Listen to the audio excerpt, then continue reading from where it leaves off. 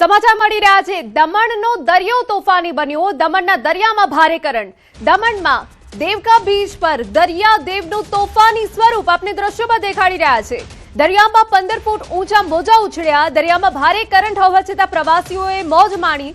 જોખમી રીતે દરિયા કિનારે મોજ માણતા પ્રવાસીઓએ જીવ જોખમમાં મૂક્યો। દમણ પ્રશાસન આ મામલે કોઈ સતર્કતા દાખવે તે ખૂબ જરૂરી છે। દરિયામાં પ્રી મોન્સૂન એક્ટિવિટીની શરૂઆત। तो आपने ये दृश्य बतावी रहा है कि ज्यादा दरियाમાં प्री मॉन्सून एक्टिविटीની શરૂઆત થઈ છે। દેવકા બીચનો આ નજારો છે કે જ્યાં 15 ફૂટ ઊંચા મોજા ઉછળી રહ્યા છે, છતાં એ જગ્યાઓ પર પ્રવાસીઓ મોજ માણી રહ્યા છે। હવે જ્યારે આટલા ઊંચા મોજા ઉછળતા હોય ત્યારે પ્રશાસન આ મામલે કોઈ સતર્કતા દાખવે તે પણ જરૂરી છે। લોકો જીવના જોખમે અત્યારે દરિયા કિનારે જોવા મળી રહ્યા છે, પરંતુ દેવકા બીચ પર અત્યારે ભારે કરંટ છે। આપને જણાવી દઈએ કે 15 ફૂટ ઊંચા મોજા ઉછળી રહ્યા છે, જે લોકોને જોખમમાં મૂકી શકે છે। કેટલાક પ્રવાસીઓ ત્યાં હાજર જોવા મળી રહ્યા છે। હવે સવાલ એ છે કે પ્રશાસન આ મામલે કોઈ સતર્કતા દાખવે છે કે નહીં। अन्य महत्वना समाचार। वलसाडना उमरगामना संजाणमां तंत्रनी बेदरकारी सामे आवी। सरकारी कार्यक्रममां शाळाना विद्यार्थीओनी तबियत लथड़ी। विद्यार्थीओने तड़कामां लांबा समय सुधी उभा रहता बेभान थया हता। कार्यक्रम पूर्ण थया बाद विद्यार्थीओने होस्पिटल लई जवाया। बाळकोने घेटा बकरानी जेम टेम्पोमां भरीने लई जवामां આવ્યા। तो आ मुद्दे कांग्रेसे आकरा प्रहार कर्या। બીજી તરફ ઘટનાનો વિડિયો અને તસવીરો સામે આવ્યા બાદ શિક્ષણ વિભાગ પણ એક્શન મોડમાં આવ્યું અને તપાસ આદેશ આપવામાં આવ્યા। ડીઓએ કહ્યું કે વન વિભાગે કાર્યક્રમમાં બાળકોને લઈ જવા કોઈ પરવાનગી નથી લીધી, તો શાળાના આચાર્યનું ડીઓથી વિરોધી નિવેદન। વન વિભાગ કચેરીમાંથી લેટર આવ્યાનો દાવો। વૃક્ષારોપણ માટે બાળકોની જરૂર હોવાની કરી હતી વિનંતી। શિક્ષકોને પણ બાળકો સાથે જવાનું કહ્યું હતું। શાળાથી નજીક જ કાર્યક્રમ હતો।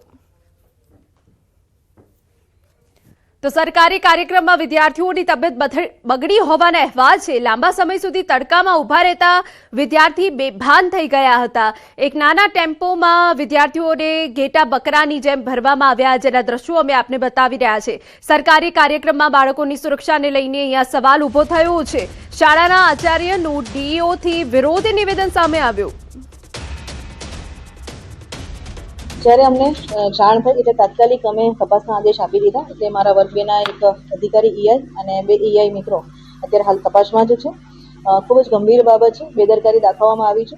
વિદ્યાર્થીઓના જોખમ ઊભું થાય એવું કાર્ય થયું છે। વન વિભાગ દ્વારા અત્રેથી કોઈ પણ પ્રકારની પરવાનગી લેવામાં આવી ન હતી। જ્યારે અમને જાણ થઈ એટલે તાત્કાલિક અમે તપાસના આદેશ આપી દીધા। એટલે મારા વર્ગ બેના એક અધિકારી ઈઆઈ અને 2 ઈઆઈ મિત્રો અત્યારે હાલ તપાસમાં જ છે। ખૂબ જ ગંભીર બાબત છે, બેદરકારી દાખવવામાં આવી છે। વિદ્યાર્થીઓના જોખમ ઊભું થાય એવું કાર્ય થયું છે। વન વિભાગ દ્વારા અત્રેથી કોઈ પણ પ્રકારની પરવાનગી લેવામાં આવી ન હતી। समाचार अरवल्लीमांथी। बायडना धारासभ्य धवलसिंह झालानो सरकारने पत्र। कंडक्टर भर्तीने लईने रेडक्रॉस सर्टिफिकेटनी शरतथी मुश्केली फरजियात सर्टिफिकेट साथे शरत हळवी करवा मांग करी छे। अरजदारोने फरजियात सर्टिफिकेटना कारणे आवी रही छे मुश्केली। मुख्यमंत्री भूपेन्द्र पटेले लेखित पत्र साथे रजूआत। उपमुख्यमंत्री हर्ष संघवी, वाहन व्यवहार मंत्री प्रवीण माळीने पण पत्र लख्युं। मेरिट यादी बाद ट्रेनिंग केम्प योजी सर्टिफिकेट व्यवस्थानी मांग कराई छे।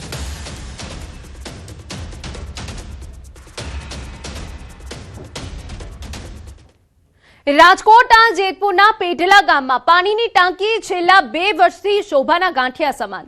ટાંકીની જર્જરિત હાલતમાં હોવાથી ગમે ત્યારે મોટી દુર્ઘટના સર્જાવાની ભીતિ। ટાંકી તૈયાર થયા અને 2 વર્ષ વીતી ગયા હોવા છતાં મુખ્ય પાઇપલાઇનનું જોડાણ કરવામાં આવ્યું નથી। સ્થાનિકોએ અનેકવાર રજૂઆતો કરવા છતાં સમસ્યાનો ઉકેલ નથી આવ્યો। જેતપુર ટીડીઓ દ્વારા સ્થળ તપાસની આપવામાં આવેલી બાંહેધરી પર પોકળ સાબિત થઈ હોવાનો ગ્રામજનોનો આક્ષેપ છે। તંત્રની ઉદાસીનતા અને વારંવારના આશ્વાસનોથી કંટાળેલા ગામના લોકોએ આખરે તાલુકા પંચાયત કચેરી ખાતે ઉપવાસ આંદોલન શરૂ કરી વિરોધ નોંધાવ્યો। એમાં 2 થી 3 વર્ષના ગાળા થઈ ગયા, તો હજી સુધી એમાં કોઈ પણ જાતનું પાણીનું એક પણ ટીપું નાખવામાં આવેલ નથી।